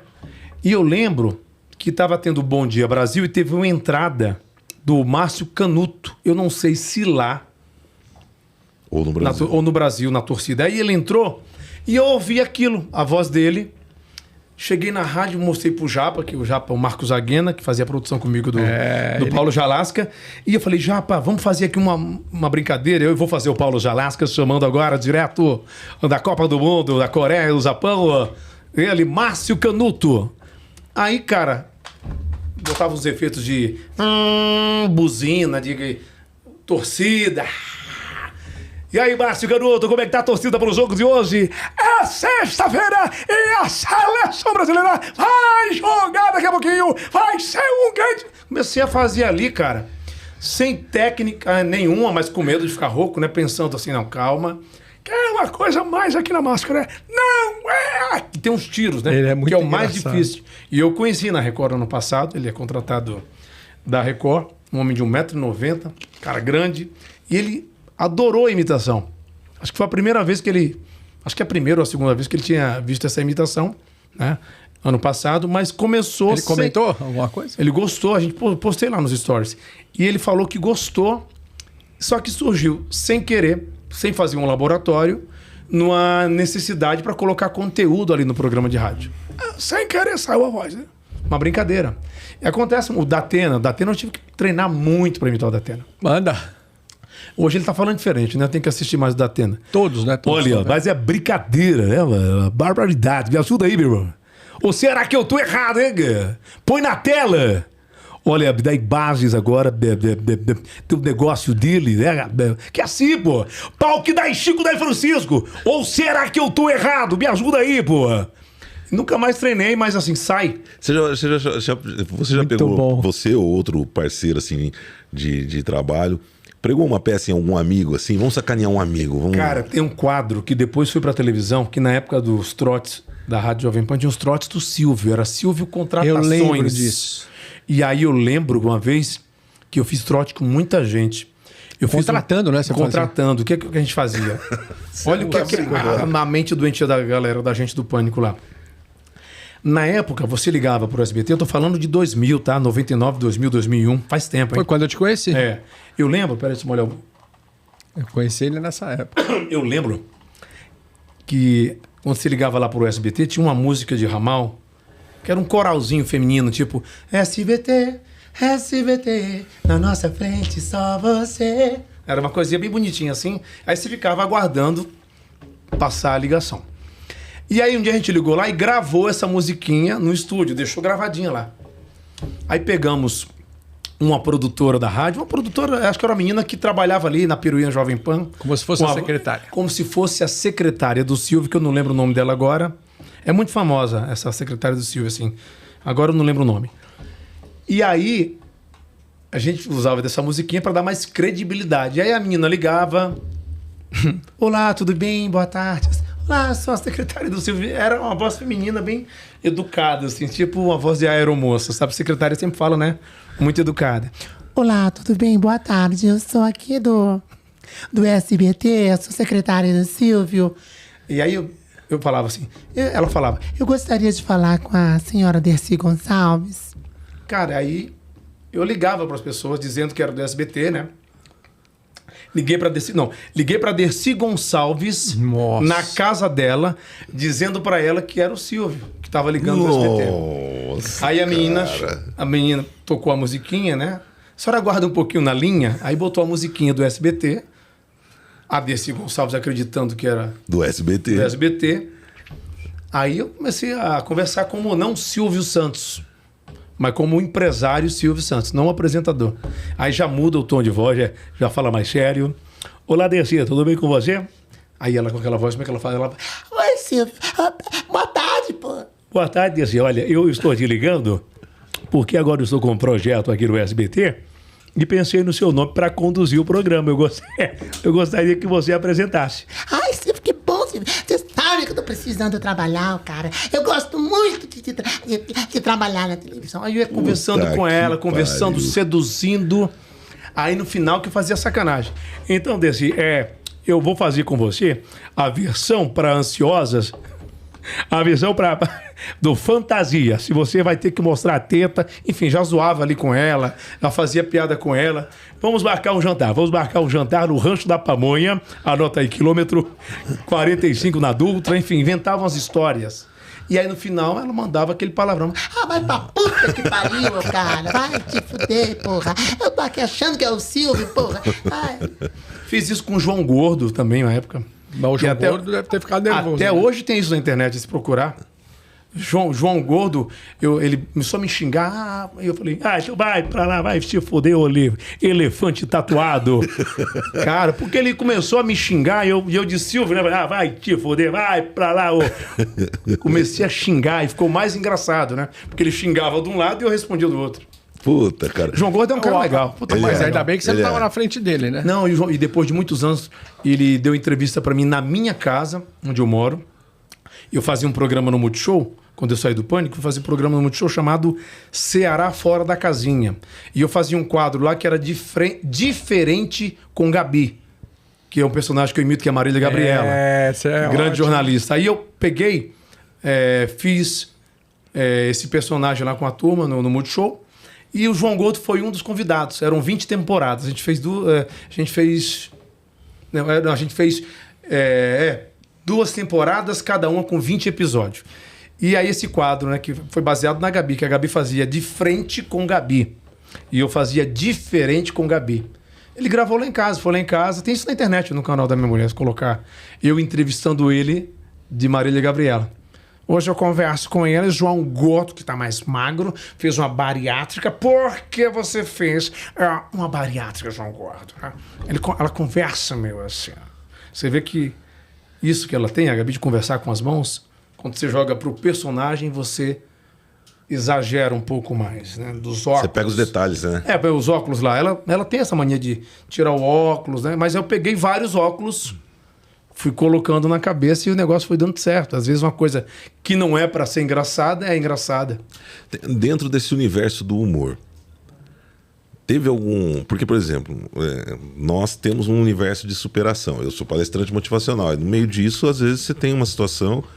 Eu, por exemplo, fui ministrar uma palestra no auditório da Livraria Cultura do Shopping Vila Lobos. Acho que até fechou esse auditório. E aí tinha uma moça que foi convidada de um amigo meu lá, ela estava com uma filha, e eu falei assim, vem cá, qual que é seu sonho? Para eu desenvolver uma conversa. Ela falou, meu sonho é que meu pai me trate melhor, me veja, tá? Porra, quebrou minhas pernas, né? No humor tem isso? Você tá lá naquele puta clima, claro. Tem alguma coisa, alguma passagem que você se lembra? Tá com... Quantos anos que eu não faço show? Eu fiquei muito tempo sem fazer show. Quando eu cheguei em São Paulo em 97, aí eu fiquei 2 anos sem fazer show, fiz em 99, o último show que eu fiz foi em 2016, fiquei até 2018 fazendo show, que chamava Ceará Dando as Caras. Era 1h30 de show, eu imitava muitas vozes cantando, trocava de roupa e tal, imitava já esses conhecidos que eu fiz na televisão. E aí acontece às vezes isso, acontece. Eu lembro, no começo da minha carreira, de coisas, por exemplo, de um cara tá lá num show, né, num bar, num restaurante, e aí o cara tá rindo de todas as piadas. Aí quando eu contava, por exemplo, alguma piada que falava, sei lá, de corno, alguma coisa, teve um cara que se doeu. Puta. Ele levantou da mesa, não sei se foi isso, se era corno, enfim. Ele levantou da mesa e na época era microfone com fio. Ele puxou o cabo do microfone, o fio. Eu fiquei sem falar, né? Era um palco pequeno, tinha um cara que fazia voz e violão, outro um carrom ali, sei lá. E aí o cara... E eu fui lá, mandei piada pra ele, mas tive que segurar a onda... Porque ele era filho do dono da casa e falaram pra mim, não mexe com ele não, que ele tá bêbado e tá armado. Aí eu zoei com ele, mas assim, fui no meu limite. Mas acontece, muitas vezes você tá no show lá, o cara manda uma piadinha para querer te atrapalhar e você tem que mandar pra plateia ficar do teu lado. Se a plateia ficar do teu lado, é maravilhoso. Se ficar do lado dele, fudeu. Fudeu. Mas se ficar do teu lado, aí você manda. Eu já mandei muita coisa. Ceará, sabe o que eu lembro? A gente tem muita lembrança junto. Num aniversário meu, não sei se você vai lembrar disso, que a gente foi jantar no Quatrino. Tava eu, você, o Carioca, Raul Gazola, Matheus Carriere, tinha uma galera. E tinham contratado um cara pra me zoar. E o cara entrou com uma placa, com um crachá da revista Caras. Você lembra disso? Cara, não lembro, desculpa. Aí o mas cara entrou e ele falou assim, a Mary Nigri falou, ó, ele veio aqui pra te entrevistar, pra sair na Caras. Aí eu, beleza, né? Eu tava sentado, eu lembro Você que... acreditou? Então, acreditei por um lado. Aí o cara, eu só não acreditei porque o cara fez assim, ó. De vez ele conversar comigo e me entrevistar, ele falou, dá pra todo mundo parar por um minutinho só pra eu entrevistar ele? Eu falei, meu, pra que o cara tá mandando todo mundo parar pra me entrevistar? Ele falou... Está pronto? Eu falei, tô, pode abaixar as calcinhas. Falei pro cara. Aí o cara, todo mundo começou a rir na mesa.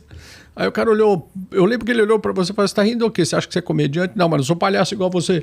Meu, eu sei que em 5 minutos o cara falou, olha, eu vim aqui pra tentar fazer uma Cara, eu comédia, fiz tô isso, indo eu nem embora." lembro. Eu ó. lembro. Tá vendo? Tem coisas na vida que os amigos lembram que você não lembra, né? O cara pediu desculpa e foi embora. Eu lembro do Roger, quando ele tinha um Audi branco Nossa. e ele namorava uma menina chamada Renata. Eu lembro disso do Bueno. esses detalhes, Não meu. nos interessa, prossiga. Isso aí eu lembro, Esses eu detalhes lembro. você não precisa lembrar. Eu lembro dele, era vaidoso, se depilava inteiro, ficava bombado. Não. Fazia bronzeamento artificial, não. Fazia. Isso aí eu lembro, cara. É meninão, né? Porque o Roger é pisciano como eu, né? Sou. Eu lembro. O seu aniversário é dia 15 de fevereiro ou 16? 15 de março. Poxa, caramba. Porque o meu é fevereiro, é 15 de março. O seu é que dia de fevereiro? O dia 23. O meu é no dia 26. Aí, ó, só pisciano aqui. Só pisciano aqui. Aí, maravilha, aí, ó. Ó, pessoal, é uma pegadinha agora. Estamos no arquivo confidencial com o Roger Chedi. Agora fica um desafio pra você, para as próximas vezes, você vai se treinar e imitar o Roger. É difícil. Ele parece o Robert De Niro, né? Quando era... Todo Puta, mundo fala isso. Ele veio com uma touquinha. Ele veio gravar aqui com uma touquinha. Ele tava. O Jack Nicholson naquele cartaz do Estranho no Ninho. É. Agora mas é o Robert De Niro, tá bom, tá ganho. Não, tem hora que lembra mesmo. Tem hora que lembra, tem hora que lembra. Todo mundo fala isso. Todo mundo. E ele é feio, né, meu? Isso é bonito. Caraca, e é louco isso que eu tô olhando pra você. Você tem uma semelhança com meu pai, velho. Juro. Lá vem bomba. Não, tô falando sério. Depois eu mostro aqui. Depois eu mostro. É verdade. Uma semelhança. O cabelo... A idade. A idade não, você é jovem, pô. Tem Mas 55 você anos. vê como é o cara, né? Você não sabe, você acabou de inflamar ele. Porque nós estamos brigando com essa comparação com o De Niro faz uma semana. Agora você acabou você acabou com nossa mulher. Agora ele vai, o ego dele foi lá no teto agora, cara. Acabou. Não, Vai, mas De assim, Niro. mas- Eu queria até a conta bancária que ele tem, não ser parecido com ele. Mas pra esse negócio de parecer, né? É engraçado que todo mundo fala que eu pareço com É o isso que eu ia Sidney falar Magal. agora. Isso que eu ia falar agora. Sabe que até eu cheguei a pensar que você era filho de Sidney Magal. O Sidney Magal tem um irmão que lutou o UFC. Ô, como Ah, é é mesmo? como é É que o, surgiu? o Vini. Vini Magalhães, Vini Magalhães. é irmão dele. É irmão do Pois Sidney eu já vi Magal. esse cara lutando bom. Como é irmão que surgiu muito essa bom. história de você ser filho do Sidney Magal? Foi o Carioca que teve essa ideia. A gente estava na televisão, um ano na televisão. Isso era, o Pânico começou na TV em setembro de 2003. E aí quando foi em 2004, um dia o Carioca teve essa ideia e jogou na produção. De fazer uma espécie de um arquivo confidencial. Essa história... Deu certo isso aí, né? Porque durante um bom tempo... Como é que foi essa história? Tá na internet isso aí. Foi tudo bem produzido, bem pensado. Mas assim, ó... Eu lembro que o Emílio falava, pô, a gente tá aqui agora com o Ceará, nosso amigo, nosso colega, que, pô, eu trabalho com ele há muitos anos na Rádio Jovem Pan e tal. Ceará é humorista, né? Leva alegria para as pessoas. Eu não imito o Emílio.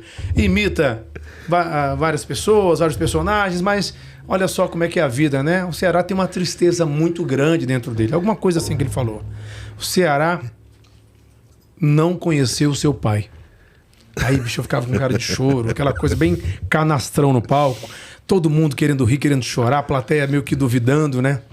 Aí o Emílio falou, mas Ceará, vamos ver aqui um pouco dessa história. Aí mostrou um arquivo confidencial. Que eles inventaram. Pegaram pessoas, tipo, pegaram o Tiririca falando, pegaram o João Kleber, pegaram uma senhora que não tinha nada a ver com a minha mãe, porque eu sou do Ceará, mulher falando com sotaque de paulista, né? Quase falando um R, né? Porque o R do paulista é diferente do cearense, né? O nosso é mais, né? Cantar, o meu falar. Eu que moro no interior, então é pior. Aí pegaram uma mulher que não tinha nada a ver comigo, colocaram um fundo de uma comunidade, né? Assim, a mulher... Wellington, meu... Eu falava um sotaque que eu nem lembro.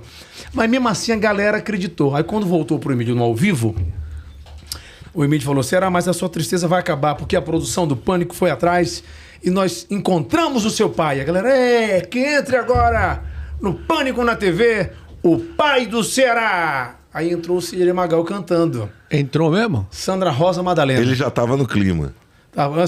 Só que... Ele sabia de tudo. Eu sabia de tudo.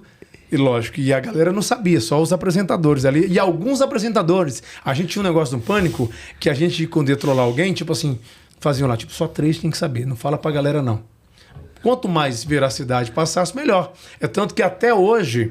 As pessoas acham que você é filho do que eu sou filho do Sidney Magal. E eu acho que eu pareço mesmo. Lógico que ele é muito mais alto. Lembra um pouco. Bem nutrido, né? Ou seja, temos o Sidney Magal e o Robert De Niro na mesa hoje. E aí, cara, olha que louco isso. Eu nunca imaginei que fosse parecer com o Sidney Magal. Em uma época eu parecia mais com ele. Essa semana passada eu estava vendo um vídeo do Qual é a Música, que o Silvio chamou o Sidney Magal em Qual é a Música. E tem esse vídeo com o Magal também, com essa barbinha que eu tô agora, parecida a barba. Aí eu olhei e falei, caraca, também eu pareço com ele de barba, bicho. Mas sabe o que é isso? Que eu pareço com ele? Eu acho que foi uma coisa que aconteceu quando eu era criança. A minha mãe me levou num show, que toda rádio tem esse show, né? Quando comemora o aniversário da rádio, 10 anos, 20 anos, fim de ano, aquelas coisas. E aí, na época, os cantores, para terem suas músicas tocadas nas rádios, eles tinham que ceder esses shows de graças, né? Em ginásios, né? Lá, aqui é o ginásio Ibirapuera. Lá tem um ginásio, em Fortaleza, o ginásio Paulo Sarazate. E eu lembro que eu tinha uns 10, 12 anos, a minha mãe me levou nesse show de rádio, que tinha Rita Cadillac, que tinha Biafra, acho que tinha Angélica, tinha Sidney Magal. E eu tô lembrando agora que eu vi o Sidney Magal quando eu tinha uns 10, 12 anos, dançando com o cabelo encaracolado, assim, com uma roupa meio de lycra. Você consegue imitar? Eu fiz um Faustão no Show dos Famosos. Ele cantando, acho que era Sandra Rosa Madalena, e cantou também O Meu Sangue Ferve por Você. Top. É legal, né? É muito bom. Eu, todo teu, toda minha, juntos essa noite, quero te dar todo o meu amor. Aí vai. Oh, eu te amo! Oh, eu te amo! Aí vai. Aí cantei Sandra Rosa Madalena. Quero vê-la sorrir, quero vê-la cantar, quero ver o seu corpo dançar sem parar. Todos comigo, cantem! Né? Fiz o Magal e aí eu acho que eu comecei a aprender a imitar o Magal quando eu fui fazer o Show dos Famosos. Eu já fazia a voz, mas eu achava que não parecia tanto. Por exemplo, eu faço o Magal cantando. Eu falei aqui da técnica de fazer falando e cantando. O Gui Santana, que é humorista, foi do Pânico, ele imita com maestria. Assim, eu vejo a perfeição da imitação do Magal falando. É por causa do tom de voz? É que o Magal, ele fala mais ou menos assim, né? Olha, eu comecei minha carreira do Rio de Janeiro e também fui morar, quando eu casei, na Bahia. Ele tem uma respiração diferente, é aquela coisa mais assim. E o Gui Santana... É impressionante, eu faço cantando. Ele faz muito bem falando. Eu tenho que treinar para fazer. Puta, o Sidney Falando. Magal, acho que os dois primeiros showmen assim, do Brasil, acho que foi o Wilson Simonal e Sidney Magal, Wilson né? Simonal, que é pisciano como a gente, do mesmo dia que eu. Eu não sabia. Dia 23 de fevereiro, e eu tive a honra de trabalhar com Simonia. Simoninha. Simoninha é filho mais velho dele, né? Nós trabalhamos no show dos famosos. Puta, que legal, cara. Foi muito legal. Primeiro showman Você brasileiro. já foi trollado ou não? Já, no Pânico várias vezes. Mas assim... Pânico Delivery, Não, mas né? tinha muita coisa que era combinado. Não, mas muita coisa era sem saber mesmo. Teve E uma vez muita que coisa era sem noção que acabava sem noção. Eu lembro uma vez você bêbado, né? Várias vezes. No- Já com a Mirella. A gente fez o Pânico Delivery, que no começo era com anônimos. Era um apresentador do Pânico, às vezes era o Bola. Dois apresentadores com duas paniquetes. Eles iam na balada em busca dos caras que enchiam a cara. E aí pegava esse cara bêbado, né? Colocava numa limusine. Eu lembro. Tinha tratamentos VIPs lá, né? Massagem no pezinho, carinho das meninas. E levava o cara em casa. Chegava na casa dele, a mãe se assustava, o pai, né? Subia com ele bêbado, né? Lá, tirava a roupa do cara e deixava ele de cueca, dava banho Eu lembro no cara, disso. fazia sopa pro cara. E aí, no final, era isso. Entregava o cara na casa dele ou dos pais, botava pra dormir. Mas eu lembro, uma vez eles fizeram isso com você. Você bêbado. Eu lembro você Fizeram trêbado. comigo... Você lembra disso? Fizeram uma vez? Não, fizemos duas vezes o Pânico Delivery comigo. E depois a gente fez o The Vodka Brasil. O The Vodka Brasil, lógico, pelo nome vocês estão vendo que a gente tinha que cantar, né? Só que tomando vodka. Em cima do The Voice Brasil. E aí como é que era? Acho que Mas você não é de beber muito, né? eu bebo... Cara, a minha mulher, ela bebe Vinho. cerveja. Cerveja. Chopp adora. A minha mulher bebe tanto que eu tô pensando em colocar ela em gás natural, né? Porque não, a minha mulher bebe, mas ela não bebe engraçado, só bebe quando tá em casa, assim, com amigos, ou vai no restaurante. A Mirella não bebe muito, sim. Eu gosto de cerveja, eu gosto de uma cachaça, tá? Mas não bebo em casa. Eu tenho bebida em casa que eu ganho, mas a única Só quando coisa vai gente. que eu bebo em casa é, de vez em quando, raramente uma cervejinha, num dia de sol. Porque cerveja, assim, pra mim, cerveja dá vontade de tomar quando eu vejo um sol que tá quente. Mas o cervejeiro mesmo, ele gosta de tomar cerveja no frio. Porque tem cerveja para frio, né? Na Alemanha, na Europa, você toma cerveja sem ser Porque lá gelada. é mais frio do que calor mesmo. Não, você toma cerveja na temperatura ambiente. Nunca tomei uma cerveja na vida, cara. Mas é muito bom. Muito bom, muito bom. Aí, mas eu sou fã de vinho também, falei. O uísque eu vinho, gosto. O uísque eu tomo com uma pedra de gelo, tomo puro. Mas eu não tenho a necessidade, eu não tenho vício. Mas você Ainda bota bem, sério, né? vamos tomar um uísque agora aqui? Eu tomo de boa. Vamos tomar uma cerveja, eu tomo de boa. Eu não tenho essa necessidade... Você não essa depende dependência, disso. É. não. Não tem. Tipo, eu subo no palco para fazer um show, nunca subi, depois de profissional, tomando alguma coisa. Quando eu comecei com o Irandelmar, que é aquele humorista que eu falei no começo, tô falando de 1989, eu tava tão nervoso que para eu subir no palco eu tomei mais ou menos uns 15, 16 chopps. Aí o microfone parava no nariz, no olho, no ouvido, na bunda, na boca eu não parava, que eu tava nervoso. Então, a insegurança... A bebida não me domina, não, cara. Qual foi uma das cenas mais engraçadas que você já passou, você lembra? Cara, eu não digo engraçada. Pra mim não foi. Mas eu acho que o povo lembra quando quebraram meu braço na Argentina. No futebol? Foi, tá aqui, ó. A câmera consegue dar um zoom aqui até hoje. Não, isso aí de engraçado não teve nada. Foi do futebol? Foi no futebol. vestido de Pelé. Depois teve a vingança, Na não teve? A Copa. vingança de Edson. Foi A na vingança Copa, né? de Foi na É, Copa. A vingança de Edson, porque o primeiro nome do Pelé é Edson Arantes do Nascimento, né? Foram as duas, acho que as duas coisas que eu assisti, assim, que eu falei, puta, vou acompanhar, que foi o lance da maldição do bambu. Aquilo foi Você não lembra da maldição do bambu? Não, os caras levaram uma menina que fez uma piada com o Silvio Santos. Eles foram ver como é que ela tava agora. Que ela- É daquela piada. Qual a diferença que a menina perguntou pro Silvio? Era preto e branco ainda, né? qual é A diferença do poste, da mulher grávida e bambu. Aí ele não sabia. Não, sei. A menina, que o poste. O poste, A luz em cima. a mulher grávida da luz embaixo. Aí o Silvio, né? E o bambu? Aí você enfia no seu rima. Então foi isso. E teve essa do futebol, que eu ia te Essa do perguntar bambu eu não agora. lembro. A do futebol já faz 17 anos. Puta, foi incrível aquilo, cara. A gente tá em 2022, foi em 2005. Fevereiro de 2005. Ah, não foi na Copa. Eu pensei que tivesse sido na época da Copa. Não. Na verdade, a gente foi fazer aquela matéria, porque eu não sei se vocês vão me lembrar, eu sempre confundo. O Maradona deu uma entrevista num programa de futebol lá, na Argentina, dizendo que na Copa do Mundo, acho que de 90, né? Isso. Que ele colocou alguma coisa Batizou a água do branco. Isso. E o branco passou mal. E aí, Todos, né? Acho que um monte em de cima jogador. disso, eu não sei de quem foi a ideia lá no Pânico, em cima disso, acho que a produção criou lá com algum apresentador, não lembro. Que é bom falar o nome de quem cria também, né? A gente também criou muito, mas eu acho que quando você trabalha num grupo é isso. É. E no começo não tinha produção, a gente que criava. E aí eu lembro que a gente foi fazer a pauta em cima disso. Foi a nossa primeira viagem internacional. A primeira com Pânico. Com Pânico, Vesgo e Silvio. E aí fui eu, Vesgo, o câmera, o saudoso Paixão, Dorival Paixão, o Padu, que era produtor, aí tinha o Moisés, que era o assistente do câmera. Pô, e pra viajar pra Argentina, a única coisa que você precisa é o quê? RG. RG. Só que no dia tudo começou errado. Por quê? Porque o assistente Moisés, saudoso Paixão, tô lembrando aqui do Moisés, que era muito querido Moisés, um abraço pra ele. Deve estar na Rede TV, Moisés. E eu lembro que o Moisés esqueceu de levar o documento. Como é que você vai viajar Sem documento. sem documento? Que Pô, mula, hein, mano? você tem que levar, não importa se vai pedir também o passaporte ou o RG. Leva tudo que você tem, leva o título, leva o que você quiser. Para não perder o voo. Para não perder o voo. Porque eu acho que também era a primeira viagem internacional dele. Pô, a primeira viagem dele. Pois é, aí o que aconteceu? Perdeu o voo, ele não foi. Ruim, né? Imagina só o câmera. Naquela época que a câmera era obsoleta, ultrapassada. Para aquela época, pesava né? uns 80 quilos. A Rede TV tinha pouco tempo que estava no ar, né? Tava começando. Então não tinha microfone sem fio pra gente, era microfone com fio. Aí o cara esqueceu do RG, o voo atrasou, a gente chegou atrasado na Argentina. Nós íamos gravar dentro do campo do estádio La Bombonera, que é o estádio Do Boca Juniors. Boca Juniors, né? No bairro Boca. Para otimizar, estava tudo certo já.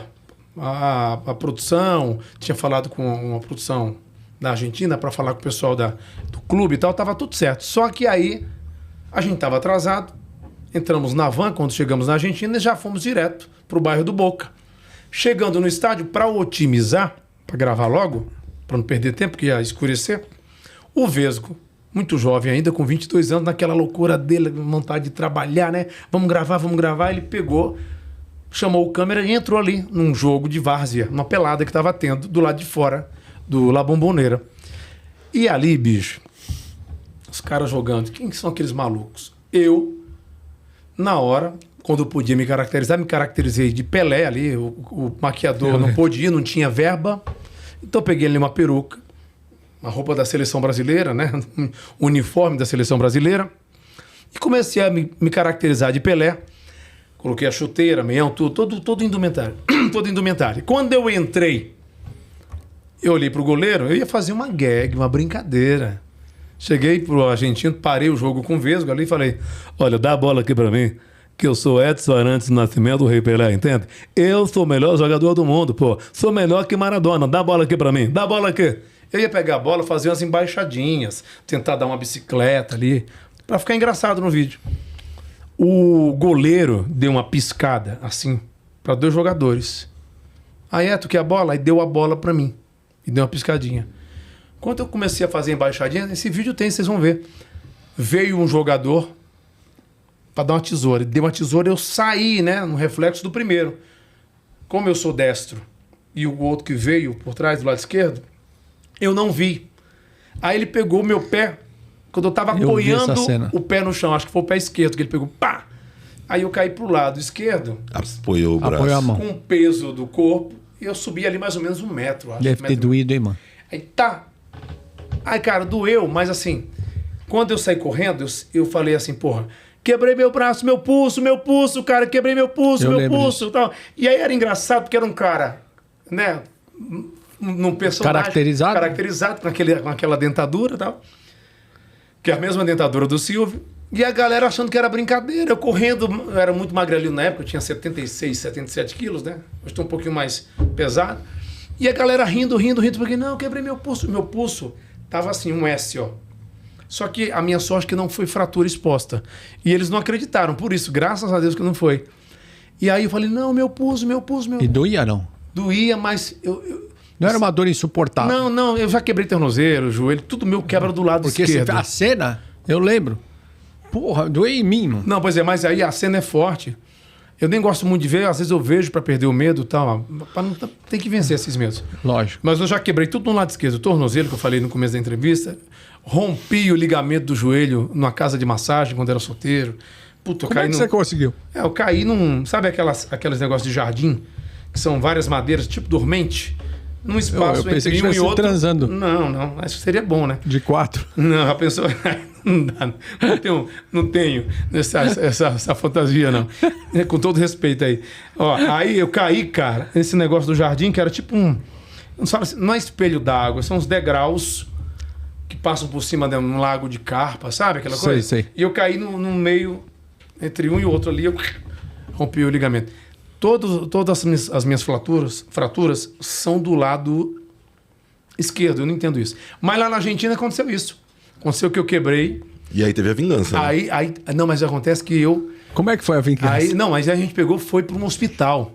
Eu falei assim, vamos para o hospital. Foi no hospital público mais rápido. Aí eu lembro da cena, um enfermeiro passando um pano lá, gaze, sabe? Uma roldana, amarrando na ponta do meu polegar. E um contrapeso, sabe aqueles pesos de cimento que tem atrás de cenário de televisão? Para esticar o braço. E puxando aqui o contrapeso para esticar meu polegar para colocar o pulso no lugar. Coloquei gesso e falei pro Vesgo, não vamos desistir não, vamos gravar. A gente vai levar material, tem que ter uma matéria bacana. E a nossa meta era ir na casa do Maradona, entregar para ele as sandálias da humildade. Aí chegamos lá. Vocês foram? Fomos, e ele não estava lá, ele tinha ido fazer uma reabilitação em Cuba, porque ele era amigo do Fidel Castro. E aí, cara, foi engraçado. A gente continuou a gravar a matéria. Aí quando voltei, fiz uma cirurgia aqui em São Paulo. Coloquei 10 pinos e 2 placas. O Pânico fez até um link. Fizeram um ao vivo comigo. Direto lá do estúdio. Eu no hospital aqui, acamado, botei a peruca de Silvio. Aí eu perdão, bati aqui no microfone. E eu com o braço na tipóia, depois da cirurgia. Aí vamos agora... saber como é que está o nosso Silvio Santos, que quebrou o pulso. Aí eu, olá, Emílio, boa noite a todos vocês. Minhas colegas de trabalho, estou aqui, muito bem atendido no hospital e tal. Eu levei na brincadeira, mas doeu. E é o que eu falo da vontade de vencer. Falei, não quero parar, tem todo o investimento. Se eu não pudesse falar, beleza, mas voltava com o braço na tipóia. Agora, entre nós... Levei o material, deu audiência, e eu acho que a minha vida sempre aconteceu. Não que eu tenha que quebrar sempre alguma coisa para dar uma virada na minha vida, mas quando eu quebrei o tornozelo tá colocando aqui o tempo, eu falo pra caramba, né? Quando eu coloquei o gesso, quando eu quebrei o tornozelo, em 94, minha vida mudou. Engraçado, em 2005, quando eu tive isso, a minha vida mudou, porque foi bacana. Foi muito bacana. Porque assim, falavam só disso, do Pelé, do Pânico, do Vesgo, do Silvio, na Argentina, que quebrou o braço. E aí as pessoas passaram a me conhecer mais. Por causa de uma desgraça comigo, as pessoas passaram a me conhecer. Ceará, você ainda tem algum sonho a se realizar, não? Caraca, a gente tem tanto sonho, né? Mas eu vou falar pra você, cara. Posso falar uma coisa? Eu tenho vontade de ter um programa na TV apresentando. E aí, nesse caso, eu vou... controlar, quero que tenha uma equipe, uma galera legal para brincar, para falar, imitadores, humoristas, apresentar um programa popular mesmo, sabe? De preferência ao vivo, assim, no horário que todo mundo tá vendo, ou no horário do almoço. E você tá esperando o quê? Oportunidade? Não, é porque mudou também, televisão muda muito, né? Mas eu tenho muitas coisas, eu vou fazer um show, tô escrevendo com uma parceira esse show, que vai falar dos meus 50 anos, que vou fazer 50 anos ano que vem. E aí eu quero contar histórias... O que passa um cara com 50 anos, das manias, né, de falar sozinho, dos toques, das coisas engraçadas da vida. E aí também, há algum tempo, eu estou com um projeto aí para fazer um podcast com o Carlinhos, o Mendigo. Isso vai ser um né, a gente está estudando aí com o escritório que eu trabalho, com a gente torce, torce para que dê certo, porque vocês são excepcionais, cara. A gente vai começar assim, sem pretensão nenhuma, mas querendo fazer, porque eu fui dar entrevista com o Carlinhos uma vez... acho que no ano passado, no podcast do Carioca e do Bola, e eu vi que as pessoas têm um saudosismo muito maior que a gente, que os fãs querem ver a gente falando bobagem, se divertindo, e falei, bora fazer um podcast. Aí chamei o Carlinhos, e a gente está vendo aí como é que vai fazer, se faz agora esse ano, se deixa pro ano que vem, mas tem esse projeto aí de fazer essa vontade, que é maior que o projeto. Cara, incrível. Uma última pergunta só para... Não, pode ficar à vontade, hein? Eu tenho o quê? 3 horas de programa? Só essa é rapidinho. Como que vocês... Ontem, por acaso, eu revi aquela cena do Netinho dando uma porrada lá no... Pô, isso foi um convesgo, né, cara? Foi. Como que vocês... Porque foi desnecessário aquilo que o cara fez, né, desnecessário. meu? Olha, foi desnecessário. Porque violência, né, cara? O Rodrigo fez uma piada que eu acho que alguém na Jovem Pan tinha feito lá no rádio, que é a piada do abrir o canal, que é logicamente duplo sentido naquela época. Mas não era pra ter aquela reação, né? E não foi bom pro Netinho. Não foi bom pra ele. Que ali foi ladeira abaixo. E não foi bom pro Vesgo também, que ele ficou triste, né? Deu audiência, todo mundo queria ver aquilo. Até hoje tem gente que ficou usando isso direto na internet, usando aí esses programas sensacionalistas que a gente vê. Lógico que quem bate sente, né, cara? Aliás, quem bate esquece. Quem apanha não. Quem apanha não. Então, assim, é muito ruim pra ele ver isso, né? Não foi legal. Eu entendo que era um dia especial pro Netinho, mas ali ele fez uma brincadeira no impulso. O cara já sabia como era o Pânico. Ele já tinha ido muitas vezes no Pânico na entrevista. Acho que já tinha participado até da televisão, já havia entrevistado o cara outras vezes. Mas isso faz parte do passado. Acho que até o Vesgo ganhou, não lembro se ganhou no processo. Eu acho que hoje o Netinho não faria isso. Que bom, gente. Mano, eu não faria isso, né, mano? Ele fala um pouco assim, né, mano? Eu não imito ele, mas ele fala que ele é um cara que fala rindo, né, mano? Olha, eu acho que nós vamos ter muitos encontros ainda. Acho que você vai voltar aqui. Se Deus quiser, a gente se convida também pro podcast quando vocês estiverem lá. Que nós somos bico, né, cara? A gente se mete, né? A gente legal, cara de pau, com né? certeza. Não somos do Pânico, não, mas a gente é meio penetra também. É isso aí. Ceará, sabe que eu tenho um carinho enorme por você, pelo Carlinhos. Cara, vocês fizeram parte da minha vida, né? Um grande tempo, desde 2000 que eu conheço vocês. E eu tenho uma admiração enorme, porque eu sei de onde você veio, onde você chegou, e que Deus te abençoe muito cada dia que passa mais. Obrigado. Alguma mensagem pra galera? A mensagem é o seguinte, corra atrás do que você quer, porque se você ficar parado, nada vai vir. Corra atrás, né? Não espere que aconteça, faça acontecer. Só depende de você. Cara, incrível. E você que tá em casa, é importante, né? Nós temos aqui um dos maiores humoristas do Brasil, humilde. A gente tem falado muito sobre humildade, porque tem gente que está começando a trilhar o seu caminho e está deixando o ego, a soberba, né, dominar. Isso não é legal em qualquer área, viu, Não pessoal? é legal, mas a pessoa precisa passar por isso, porque tem gente que aprende isso com amor ou pela dor. Mais pela dor, né? Não, eu graças a Deus, eu evito ter dor para fazer sucesso. Até falei aqui de que quebrei tornozelo, braço. É ruim dor, qualquer dor, seja física, seja moral, né? Emocional, não é legal ter dor. Então eu acho que procurar ser legal. Pode atender, daqui a pouco o pessoal da polícia tá chegando aqui, obrigado. Vazou aqui, pegou o microfone? Não. Pegou. Mas eu acho que é você ser legal com a sua consciência.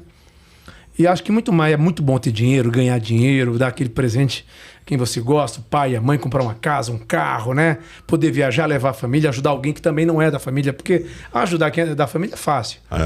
Mas o mais importante é você também enriquecer o seu lado espiritual. Tentar buscar isso, é difícil. Porque a maior riqueza é espiritual, cara. Porque quando a pessoa é pobre de espírito, não tem mega-sena no mundo que enriqueça esse ser humano. E tem gente que é tão humilde, que tem até orgulho da humildade.